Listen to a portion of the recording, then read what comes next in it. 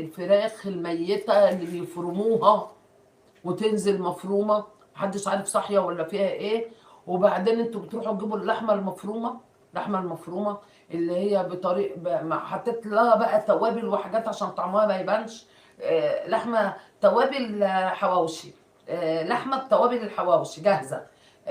مش عارفة ايه، كفتة، بيجيبوا الكفتة الجاهزة ديت متصبعة والحاجات دي كلها. ماشي، كل ديت بتبقى الرجلين والفراخ والعظم والراس وكل كل الفيديو نازل لكم بالحاجات دي كلها. واجيب حاجات زي كده مره واحده بقيت اقرف. مره واحده اجيب الدبابيس افتحها من جوه الاقي فيها جلد اسود وحاجات زي كده، قلت لا انا مش هجيبها تاني خالص، انا مش هجيبها. اتضح بقى ان ايه الفراخ اللي بتموت عندهم بيعملوا فيها ايه، بيقطعوها بقى، ياخدوا الصدور يعملوها بانيه، وياخدوا الوراك يقطعوها، يقولوا ادي وراك